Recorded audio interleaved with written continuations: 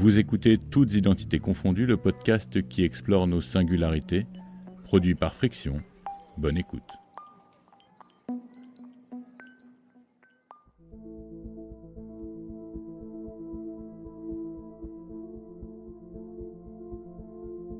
Enfant, j'ai vécu plusieurs vies en même temps. Celle bien réelle, ancrée en banlieue parisienne, et celle dans ma tête, nourrie par les films, les séries, les livres, et la pop culture qui m'ont ouvert la porte de mondes fascinants où tout semblait possible. Ces histoires que j'avais dans ma tête, cette curiosité pour les autres m'ont guidé. Elles m'ont donné le courage de partir, d'explorer, de chercher ce qui relie et ce qui sépare, et de confronter ce que je croyais avec ce que j'ai appris. J'ai rencontré des personnes animées par cette même quête, hybrides mais pas diluées, mobiles mais pas errantes, ancrées mais pas figées. Ces personnes me rappellent que ce qu'on est, ce qu'on hérite et ce qu'on découvre ne sont pas forcément opposés, qu'on peut être à la fois fidèle à ses racines et ouvert au monde. Je m'appelle Abdel Camara, j'ai 39 ans, bientôt 40. Je suis originaire de la Guinée, mais j'ai grandi aux États-Unis, à Atlanta. Abdel est de cela. Né en Guinée, grandi aux États-Unis et installé en France, Abdel incarne cette multiplicité. Je vis en France depuis 7 ans. Je suis expert comptable américain de profession. AirPod dans les oreilles, sur le parvis de la Défense, il a l'assurance d'un Américain à Paris, sans l'aveuglement des expats façon Emily in Paris. J'aime la manière dont il peut parler dans le même souffle de l'importance de sa foi musulmane et de sa passion pour les sketchs de Dave Chappelle. Abdel, c'est le swag d'un pèlerin qui reviendrait de la Mecque avec des Air Jordan. Il est sérieux sans se prendre au sérieux. Son regard sur la France, c'est celui des personnages des lettres persanes. Faussement candide, il observe avec une distance pleine de finesse. Il questionne ce qui semble immuable, tout en pointant l'absurde ou l'inattendu. C'est ce regard, à la fois extérieur et profondément d'ici, qui éclaire autrement cette société où j'ai grandi. Abdel m'aide à faire la part des choses, à poser un nouveau regard sur ce qui se passe ici, mais aussi dans cet autre pays qui occupe une place particulière dans mon imaginaire, les États-Unis. D'aujourd'hui sera de 9h15. Avant notre départ, veuillez porter votre attention sur les écrans vidéo devant vous. Il porte sur l'identité une vision proche de celle qu'avait mon père, une essence immuable traversant les générations et résistant à tous les exils. Once airborne, our flying time to Atlanta is scheduled at 9 hours and 15 minutes. Take off to touchdown. Nos enfants après nous, un podcast de Walid Ajar Rachedi, réalisé par Laura Taushanov.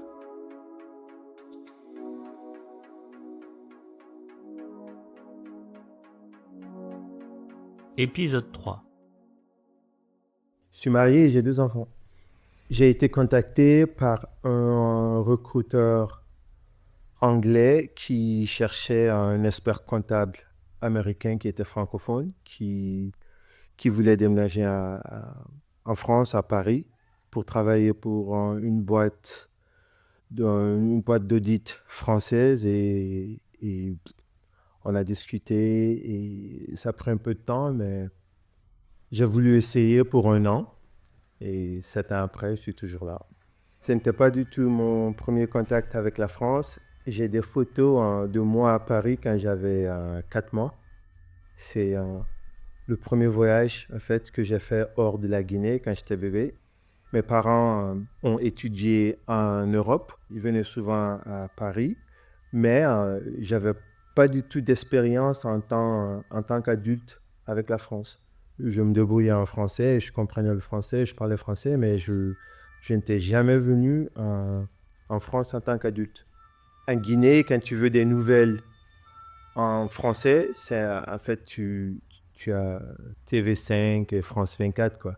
Du coup, j'étais un peu au courant de ce qui se passait et j'écoutais un peu de musique, un peu de rap français, un peu d'MC Solar avant. À part ça, la culture française a été vraiment une découverte pour moi après 2017, une fois que j'étais là sur place. Mon regard sur la France, je dirais que ça a évolué. Je ne suis pas sûr si c'est parce que je m'intéresse un peu plus maintenant. j'avoue que quand je venais d'arriver, j'étais en période d'essai, quoi. En fait, je me disais peut-être on va voir ce qui va se passer au bout d'un an ou 2 ans. Après, il y a eu le Covid et je me suis retrouvé bon, ça faisait 4 ans, 5 ans déjà que j'étais là. Ma fille qui est née ici avait ses 5 ans et je me suis dit, bon, il y a une possibilité de rester en France. Du coup, je vais m'y intéresser un peu plus pour essayer de comprendre euh, est-ce que ça va marcher pour nous en France. Il y a plein de positifs, mais j'avoue aussi qu'il y a il y a des choses que je constate que ça serait un peu difficile de vivre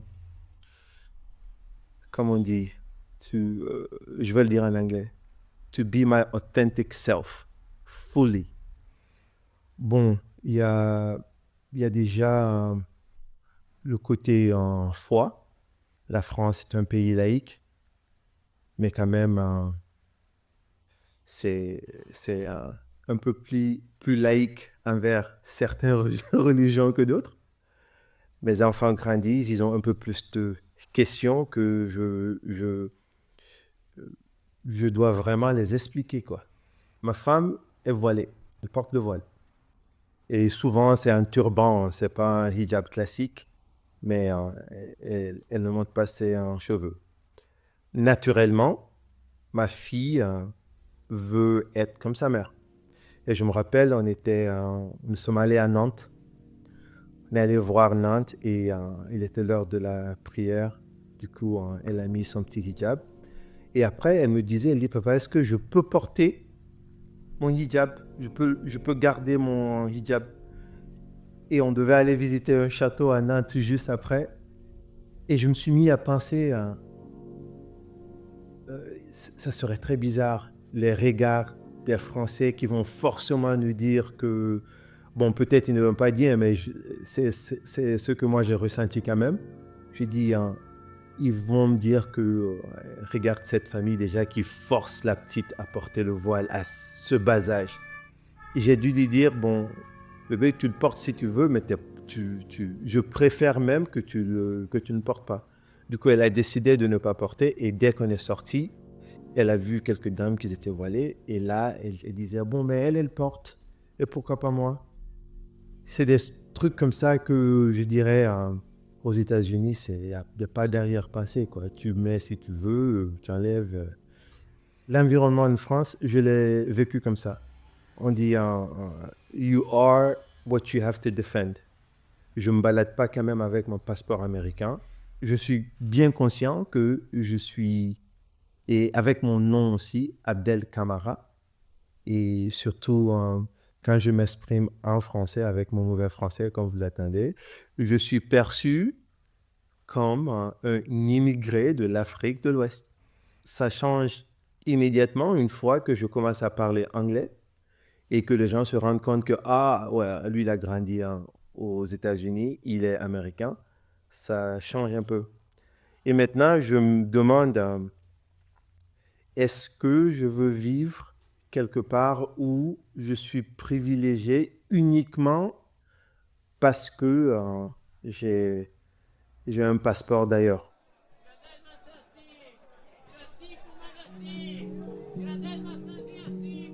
Quand j'habitais au Brésil, c'est aussi souvent une question que je me suis posée. Est-ce que j'aime vraiment ce pays, ce lieu, sa langue, la manière dont les gens y vivent? Ou bien est-ce que je trouve simplement apaisant de vivre dans un endroit où mon nom et mes traits passent inaperçus, tout en pouvant jouer la French card quand cela m'arrange? Aurais-je trouvé que Rio mérite sa réputation de Cidade Maravilhosa, ville merveilleuse, si je n'avais pas eu les moyens de vivre dans ces beaux quartiers, ou si mon teint hâlé ne m'avait pas offert une certaine forme de privilège blanc?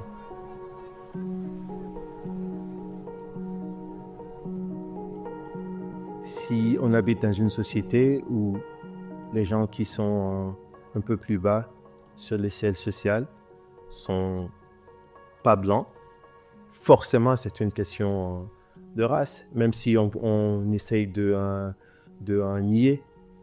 Aux États-Unis, on en discute. même s'il n'y a pas trop d'avancées. Et déjà, on ne peut pas dire qu'il n'y a pas trop d'avancées parce que nous connaissons déjà l'histoire des États-Unis. Forcément, il y a des avancées. Ce n'est pas assez, mais il y a des avancées. Mais quand même, on en discute. On en discute. L'exemple que je donne, par exemple, c'était en comptabilité, par exemple, aux États-Unis. Moins de 5% des experts comptables sont noirs. Du coup, forcément, les Noirs ils ont moins de mentors pour les dire comment naviguer tout ce qu'il faut faire dans l'industrie. Il faut avoir ton CPA. Ça, c'est la certification des experts comptables aux États-Unis. Dans les cabinets d'audit, il faut avoir ça pour dépasser le cap de manager, pour monter manager. Et il faut l'avoir. Et on monte manager au bout de 5 ans. Et dans le cabinet où moi j'étais, on s'est rendu compte qu'on fait beaucoup d'efforts pour embaucher toutes les couches. Mais au bout de 5 ans, on perd la majorité de la diversité qui est recherchée au sein du cabinet. C'était un problème spécifique, c'est pas parce que c'est quelque chose, on a dû en parler, on a mis un plan là pour maintenant, à chaque fois qu'on embauche, disons, les gens qui sont pas bien, disons, on est conscient qu'il n'y a pas trop de role models pour eux. Du coup, on doit les approcher, on doit les encadrer un peu plus pour les donner la même chance que les autres ont déjà parce qu'ils ont ça peut-être dans leur famille ou dans leur réseau pour les aider à avancer. Et je trouve que ces genres de conversations, c'est impossible de les avoir en France. Si on n'arrive pas à dire les mots, c'est presque impossible d'identifier le problème, de parler du problème et d'arriver à une solution. Quand je dis les non-blancs, par exemple, je ne veux pas dire uniquement black, parce que ce n'est pas un problème qui est juste les problèmes de black. Les latinos ont le même problème parlant de ce même... et par exemple, je dirais les Asiates n'ont pas exactement le même problème en parlant du contexte de l'industrie, de mon industrie, la comptabilité par exemple. Aux États-Unis. Mais moi je trouve qu'il faut discuter du problème, même si on ne trouve pas de solutions maintenant, au moins on sait que c'est un problème et peut-être un jour quelqu'un aura le courage de faire quelque chose, quoi. Quand je me mets à imaginer la suite, pour moi, c'est un peu compliqué actuellement. Parce que je sais que j'ai toujours voulu vivre en Guinée, mais je savais que je veux que mes enfants grandissent aux États-Unis. À partir au moins de l'âge de, disons, 14 ans, 13 ans, ils font leur lycée aux États-Unis quand même, comme moi. Parce que je trouve qu'on apprend quelque chose, c'est au moins 2 ou 3 ans de lycée aux États-Unis et après l'université aux États-Unis, tu apprends cette ambition. Je trouve que l'Amérique te donne ça te rend un peu audacieux, quoi. Et ça, moi, j'en bénéficie aujourd'hui de ce que j'ai appris là-bas et j'ai toujours voulu ça pour mes enfants. Ça fait qu'aujourd'hui, quand je suis dans des réunions, après 30 minutes de réunion, je n'ai aucun problème à demander.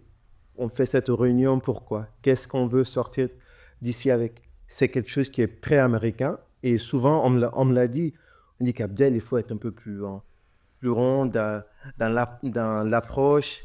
Moi, je n'ai pas besoin de dire « Désolé, je vais être franc ».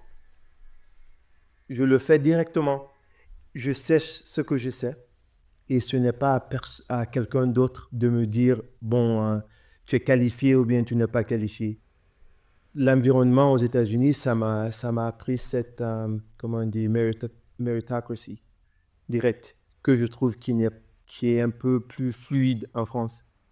Il faut des vraies alliances ici. Mais là-bas, le focus est sur si je travaille, je sais que au moins j'ai une chance d'avancer. Ça peut être une illusion aux États-Unis, qui n'est pas peut-être trop positive, hein, mais tout le monde rêve d'atteindre au sommet aux États-Unis quand même si ce n'est pas réel. Même s'il y a quelqu'un qui travaille au McDo, même s'il est là-bas 10 ans après, il a ce rêve de devenir quelque chose. Je trouve que ça, c'est important. Par contre, je rencontre des gens ici qui sont très à l'aise là où ils sont. En sorte, c'est pas mauvais. Ils sont très réalistes. Et moi, je veux pour mes enfants comment on dit, ce côté dreamer. Et je trouve que ça, c'est plus possible aux États-Unis. Bien sûr, le pays est divisé, comme ça a toujours été divisé, mais on ne sait pas encore là ce qui va se passer. Mais je dirais que au moins chez nous, ça change de main, quoi. Tantôt on a des républicains, tantôt on a des démocrates et on s'en sort toujours. Mais par exemple, pour la France, la droite n'a pas dirigé depuis très longtemps et on a vu le mouvement qui s'est soulevé pour nous dire qu'est-ce qui risque de se passer si la droite... Et je ne suis pas très bien renseigné sur la politique en France, mais je sais quand même qu'au bout des années, chaque élection, il y a du progrès pour eux. Ça avance, l'extrême droite. Les faits se sont déroulés dans cette piscine de Grenoble. Plusieurs femmes musulmanes se sont baignées en burkini, un maillot de bain couvrant tout le corps. Pour l'un des chefs de file de l'opposition municipale, ce geste est une atteinte à la laïcité. C'est l'islamisme politique. C'est la volonté d'imposer en France des règles différentes. Les JO, il y a toutes les nations qui sont représentées et très souvent, on aime bien regarder l'athlétisme chez nous. Et il y a la France, il y a les États-Unis et il y a souvent des autres pays africains. Et c'est très intéressant de voir mes enfants qui, naturellement, ils sont en France, ils veulent supporter la France. Mais je vois ma fille qui est née en France, hein, qui dit, bon, je ne sais pas, est-ce que je peux supporter la France parce que je sais qu'ils n'aiment pas les gens qui sont voilés et moi, ma mère est voilée. À 6 ans, elle dit ça sans rien. Je ne l'ai pas dit ça. Elle dit ça et elle s'identifie maintenant. Elle n'est pas voilée. Hein. Ma fille à 6 ans, elle n'est pas voilée, mais elle voit cette option un peu disparaître pour elle en France. Ça me dit quelque chose, quoi. Ça me dit, bon, et ça peut avancer aussi. C'est voile, ben, et après, on va parler de quoi? C'est quoi la prochaine étape? Ils sont guinéens, ils ont la nationalité américaine, et peut-être ils auront la nationalité française. C'est des passeports. Les autres sont des passeports qu'ils auront, mais à la base, ils sont guinéens. Et bien sûr, ils doivent apprendre à vivre dans la société qu'ils vont choisir. Ils doivent participer pleinement à la société. S'ils décident d'habiter en France, je vais les conseiller de ne pas se mettre à l'écart, de ne pas dire je ne suis pas d'ici, je me mets à côté. Si tu choisis de vivre ici, il faut participer pleinement. Mais à la base, je sais qui je suis et j'ai des passeports, mais je suis guinéen et c'est ce que j'essaye d'apprendre à mes enfants. Et ce n'est pas une question de droit. Quand c'est bien une question de droit, ils ont les passeports. S'ils ont un passeport américain, ils ont tous les droits des Américains. Et je vais leur dire de se rassurer qu'ils ont les mêmes droits, les mêmes avantages. Mais si c'est une question de qui es-tu?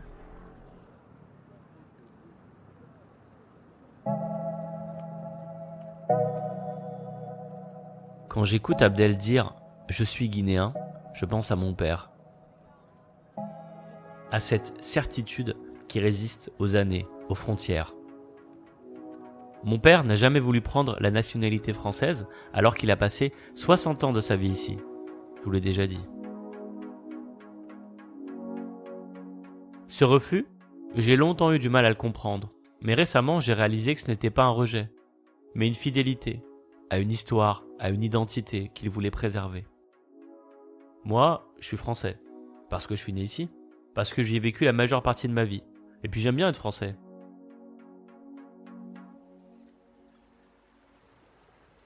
Certains jours plus que d'autres, c'est vrai. Mais je trouve qu'on a du style ensemble. Qu'il y a quelque chose de beau, quelque chose qui vaut le coup d'être défendu, en dépit des contradictions, des difficultés.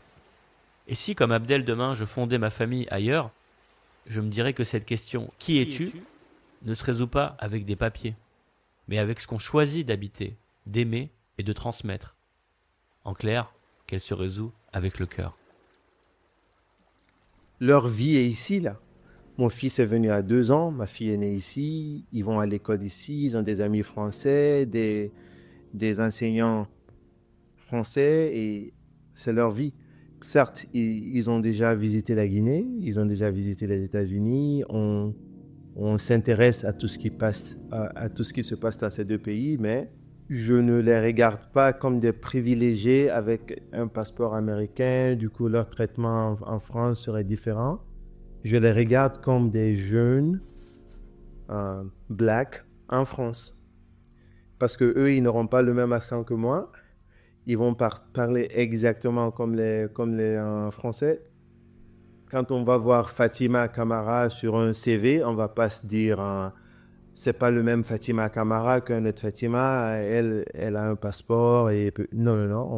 Les opportunités qu'elle aura, c'est les opportunités qui seront ici à toutes les autres Fatima, quoi.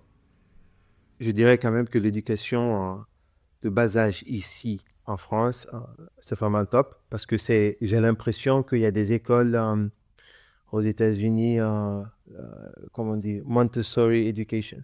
J'ai l'impression que c'est ce qu'on a ici à la base. Et je suis conscient aussi que je suis dans une commune qui est un peu privilégiée. C'est pas dans des quartiers comme... J'ai déjà entendu des histoires des autres quartiers ici, mais ils sont vraiment à l'aise, ils demandent beaucoup de questions, ils sont très curieux, beaucoup plus curieux que des enfants aux États-Unis. Et je généralise, mais j'ai l'impression que ça se perd un peu après, je ne sais pas où. Je ne sais pas que ça se perd peut-être une fois... qu'ils feront face à la réalité de what they'll have to deal with. Peut-être que ça éteint un peu, ça les rend un peu réalistes, ce que je ne veux pas pour eux pour le moment. Je veux cet esprit, encore une fois, de dreamer. Et moi qui a commencé mon éducation en Guinée avec un système très franco-français, quand je suis allé aux États-Unis, j'ai remarqué que j'avais un petit avantage. Et je veux ça pour eux aussi. La chose que je veux absolument transmettre de la France, l'esprit critique. Ils demandent beaucoup de questions et je sais que je ressens que ça vient un peu de leur éducation à l'école. Ça, j'aimerais garder ça quand même pour eux. L'impression que j'ai du rêve français, c'est de finir les études et décrocher un CDI quelque part et dire que je touche 3 000, 4 000, 5 000 par mois et ça y est, c'est la vie, quoi. Je vis bien, j'arrive à prendre le mois d'août en off, descendre au sud ou visiter quelque part. C'est ce que je ressens du rêve français. C'est ma propre définition quand même. C'est quoi la chose que j'aimerais que mes enfants gardent de la France? C'est que je trouve quand même que la France est moins focalisée sur le matériel. C'est plutôt l'expérience, la culture. Ça, j'aimerais bien que mes enfants gardent ça.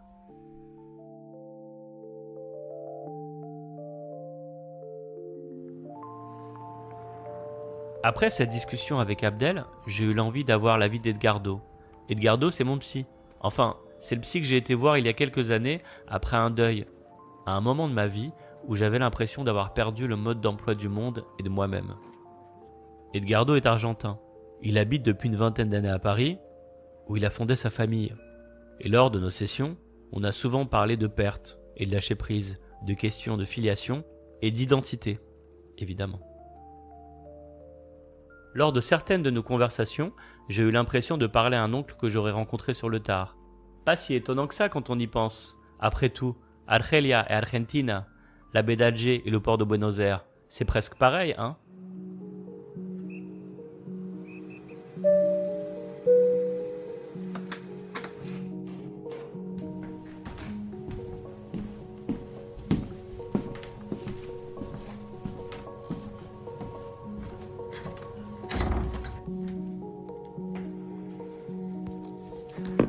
Ok. Moi, j'ai été il y a quelques temps dans le sud de la France et c'était pas dit de manière très claire, mais je sentais que les gens étaient dérangés par le fait qu'il y avait une cité, il y avait une forêt, une sorte de mini-forêt, un coteau qui barrait la vue entre leur maison et la cité, et que pour eux, c'était, on dirait presque, comment dire, une barrière ou une fortification du temps des croisades, quoi. Pour moi, c'était assez drôle parce que c'était répété à plusieurs reprises. Au début, j'ai pas fait attention. Et puis, je me suis dit, bon, au final, ok, des gens un peu plus pauvres qu'eux qui habitent en face. Et je leur ai demandé, est-ce que vous avez déjà des problèmes? Est-ce que vous avez déjà eu des vols? Parce qu'à la limite, bah, je comprends. Oui. Mais, bon, ça peut se justifier. On dit non, mais ils se tiennent bien parce qu'il y a la police. Donc, en gros, et c'est un peu. Sont Voilà, des délinquants qui se tiennent bien. voilà, il y a l'idée qu'il y a des gens qui sont sous vigilance. Ouais. Et alors qu'en vérité, dans une société, bah, tout le monde ne peut pas avoir un même niveau économique et que c'est très bien, enfin très bien. En tout cas, c'est ok qu'il y ait d'autres personnes qui habitent à côté. Et c'est vrai que et je pense qu'il y a quelque chose aussi de plus personnel, où ces réflexions-là, moi je me sens plus atteint ou personnellement concerné, parce qu'il y a des gens qui vont habiter dans ce type de quartier qui me ressemblent. Et alors que quand ailleurs, il y a ce genre de réflexion, évidemment ça m'agace parce que je trouve que c'est dommage, que c'est bête. Mais quelque part, avec le temps, maintenant, j'ai appris à avoir une forme de recul. Alors que là, je trouve que ça vient en fait appuyer, je trouve, sur quelque chose qui est de l'ordre, ouais, un peu peut-être d'une blessure de l'enfance ou une blessure narcissique. C'est ce que je pensais tout à l'heure par rapport à ça. Peut-être que ça vous dérange moins aux États-Unis parce que vous n'êtes pas concerné effectivement. Finalement, les États-Unis, c'est un pays étranger. Tandis que la France, c'est mon pays d'une certaine manière. Alors, être discriminé dans la famille, c'est pas la même chose qu'être discriminé chez les voisins, quoi. On s'attend. Que c'est ce qui m'arrive à moi, hein, parce que Bien sûr. moi, ici aussi, je suis un citoyen de 12e classe, non? Vous trouvez? Ah oui, ça c'est sûr. Mais citoyen à certains égards. Non, Ouais. c'est pas qu'on va me discriminer, on va me servir un café quand même. Hein, c'est pas, Puis vous êtes en libéral, vous êtes à votre compte, vous avez votre activité. Oui. Non, mais c'est point de vue. C'est pas comme si vous alliez demander une promotion pour travailler Et voilà. Non, mais dans je une n'ai psychologie pas- compagnie. Voilà. Non, mais je n'ai pas. Non, mais je ne peux pas dire qu'il y a une toilette pour les Argentins. Quoi qu'après la Coupe du Monde, attention. Hein. Ah oui, ça c'est vrai. Moi, effectivement, c'est pas la même chose. Je suis pas né dans ces pays, je n'ai pas vécu dans ces pays jusqu'à que j'avais 45 ans. Et, alors, oui, on me considère un étranger, et moi je me considère un étranger. Et ça ne m'affecte pas. Tandis que si je vais en Argentine, il y a des gens qui me disent, ben, vous les Français, vous les Français quoi. Non, attends, je ne suis pas français. Ça me fait mal. Non, mais je suis d'accord avec vous, c'est sûr qu'il y a quelque chose, je pense, de beaucoup plus intime et quelque chose aussi de l'ordre de la réparation que j'attends en France. Voilà. Bah, en fait, je pense qu'il y a eu différentes étapes. Par exemple, voilà, quand j'étais enfant et que je suis rentré en école primaire, en fait, mon père était tombé malade en Algérie, donc je suis arrivé avec 2 mois de retard. Et en fait, j'étais dans une école primaire où il y avait très peu de personnes étrangères ou immigrées. Donc, je étais la seule personne maghrébine de l'école. Il devait y avoir peut-être un Guyanais, bon, qui est français, mais en tout cas qui est noir. Et les Portugais, c'était un peu les Arabes de l'époque. Il y avait beaucoup de gamins portugais. Et la maîtresse d'école, quand je suis arrivé 2 mois en retard, elle a décidé que, en fait, c'était trop tard pour m'apprendre, pour m'enseigner à lire et écrire.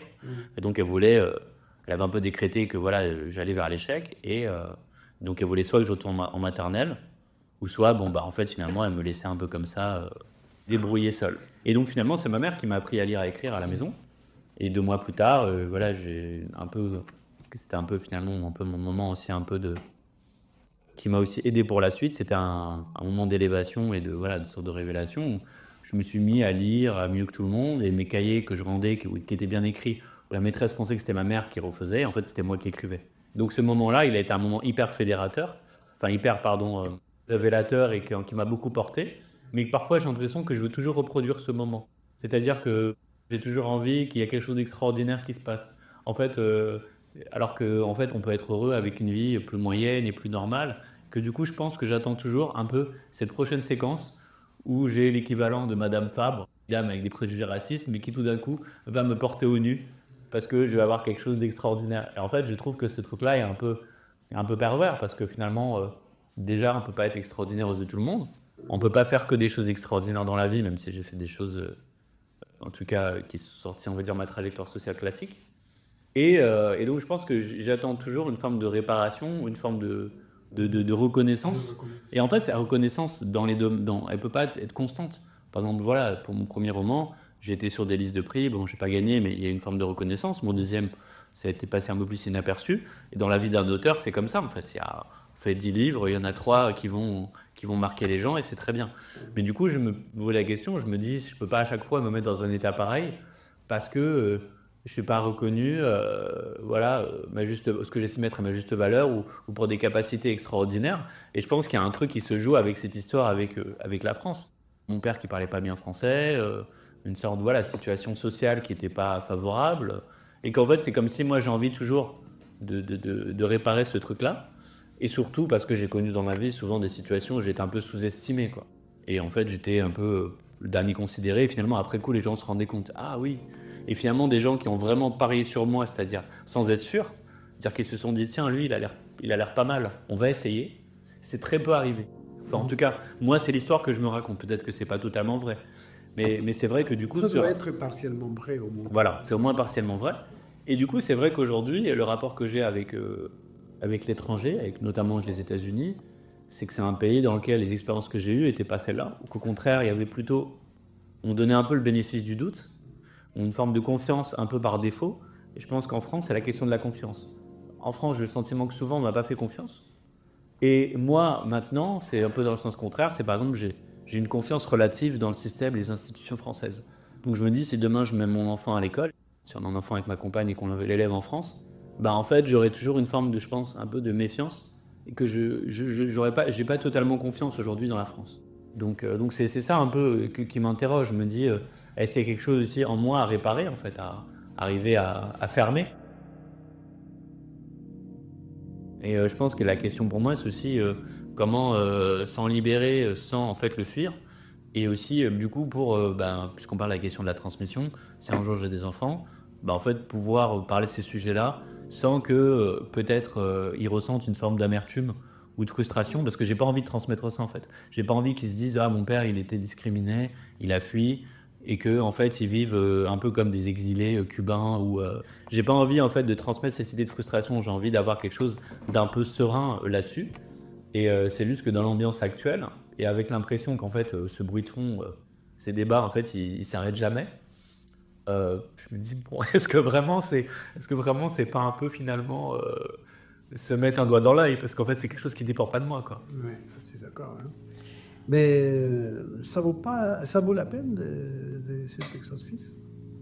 Quel exercice? De cet exercice d'essayer de ne pas ressentir, de ne pas penser Et j'accepte leur discrimination, si on peut dire, qu'encore une fois, ne prend jamais une forme grave. C'est une discrimination plutôt de l'ordre de l'appartenance. Alors, ça me donne une énorme liberté, parce que je peux penser ce que je veux.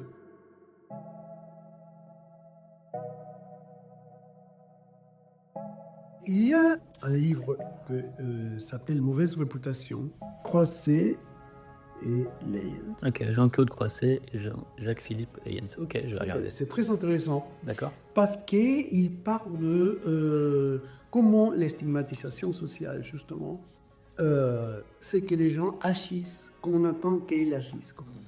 On est tous soumis un peu à la pression sociale, qu'on appartienne à la forme française de subvention, qu'on attend qu'il fasse, selon son niveau social, son niveau culturel, certaines choses. Mais le problème aussi, c'est qu'est-ce qu'on attend qu'il fasse en France, une personne issue de l'immigration. C'est-à-dire, les préjugés finissent pour agir sur la personne victime des préjugés pour donner la raison aux préjugés, parce que de cette manière, on a une identité. Le problème, c'est le problème de l'identité. C'est qui détermine l'identité d'une personne? L'identité, ce n'est pas une abstraction. C'est un truc concret qu'on va construire à partir de quelques éléments. Quelle identité on me donne à moi? Et à partir de l'identité qu'on me donne, de certaine manière, j'accepte. Ça, dans une famille, on le voit bien, quand il y a l'enfant que c'est l'intelligent, l'autre que c'est le sympa, l'autre que c'est je sais pas quoi. Et alors, il y a peut-être une petite raison d'être pour dire ça, mais après, l'enfant va jouer le rôle. Et ça, on le voit à l'école, avec des groupes, comment chacun occupe une place. Non? Alors, on peut se résigner à la mauvaise réputation qu'on a, et on est arabe et on fout le bordel. Parce que c'est un peu ça. Le stigmate, oui. C'est qu'on attend. Ou on peut essayer de se libérer de ça. Mais pour se libérer de ça, il faut lutter contre soi et contre la société. Puisqu'on parle de la question de la transmission, de la question des enfants. Voilà, moi, si j'ai des enfants, j'ai envie de leur dire de bien se comporter, de suivre un certain nombre d'éthiques, etc. Après, j'estime que c'est aussi des enfants et qu'ils peuvent avoir leurs imperfections, ils peuvent faire des bêtises, et qu'en fait, je peux pas, c'est ce qui est le cas de beaucoup de parents immigrés, de ce discours d'exemplarité envers leurs enfants qui peut devenir un discours très aliénant. Parce qu'un discours aussi qui, du coup, quand on peut pas tous être premiers de la classe, on peut pas tous être parfaits, devient en fait un sentiment de trahison envers ses parents, en fait. Parce qu'on a l'impression de décevoir finalement plus ses parents qu'autre chose. Et donc moi, c'est vrai que ces dernières années, par exemple, je me suis un peu libéré, même à travers, je sais pas, ma manière de m'habiller ou de parler ou de plein de choses, où maintenant je considère que j'ai pas besoin de surjouer, voilà. que j'essaye d'être juste moi, avec des valeurs qui, moi, me correspondent, mais en fait, j'ai pas envie d'être, entre guillemets, l'arabe parfait. En fait, ça m'intéresse pas. Ça m'intéresse pas parce que de toute façon, on n'est jamais assez parfait. Voilà, on ne réussit jamais. Ouais, c'est ça. J'ai l'impression que ma parole en tant que Français, à part quand on va aller sur un certain nombre de sujets, elle va être moins intéressante ou moins valorisée, notamment dans ma qualité de romancier. J'ai l'impression que dans mon travail, en fait, on va un peu comme un joueur de foot, dont on attendrait qu'il fasse toujours les mêmes phases. Et c'est un peu ça, je pense, qui me plaît à l'étranger. C'est cette idée finalement d'être considéré dans un tout, et de pouvoir aussi me réinventer et un peu définir mon jeu, pour reprendre la métaphore, comme je veux. Et voilà, et c'est peut-être ça, non, la sortie intelligente de ces choses. C'est dans l'ambiguïté, je me présente selon l'aspect qui plus m'arrange à chaque moment. C'est-à-dire, c'est quoi aller bien dans la vie? C'est être flexible et s'adapter aux différentes conditions que l'environnement nous impose. Et alors, peut-être que ça, c'est une manière intelligente de faire. Ça m'arrange d'être français parfois par un moment, d'être algérien parfois par un moment, d'être immigré, d'être expulsé parce que la société ne m'accepte pas. D'être expatrié. Voilà. Et à chaque fois, on peut dire que cette flexibilité, c'est la meilleure option. Peut-être que du point de vue personnel, le mieux qu'on peut faire, c'est jongler entre les différentes options en tirant profit le plus possible des conditions environnantes qui sont changeantes. Là, c'est pas que la personne change, c'est les conditions changent et on s'adapte. C'est comme les coups de la girafe, quoi. C'est pas que la girafe a fait grandir le cou, c'est cet animal, étant donné que les conditions alimentaires sont changées, il a dû faire grandir son cou. Mais d'abord, ils sont des conditions environnantes qui provoquent cela. Alors, peut-être que c'est la meilleure option, non, de s'adapter au changement, non? En tout cas, c'est ce que je vais essayer de faire. Et de toute façon, je pense qu'il y a beaucoup de choses qu'on ne choisit pas, et je vais voir comment ça se passe. Bon, merci beaucoup.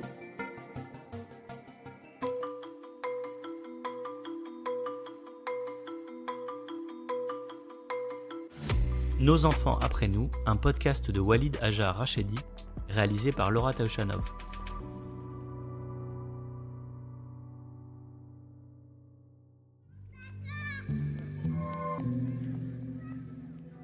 Vous venez d'écouter un podcast de Toutes identités confondues, le podcast qui explore nos singularités. Retrouvez toutes nos frictions sur notre site. friction.co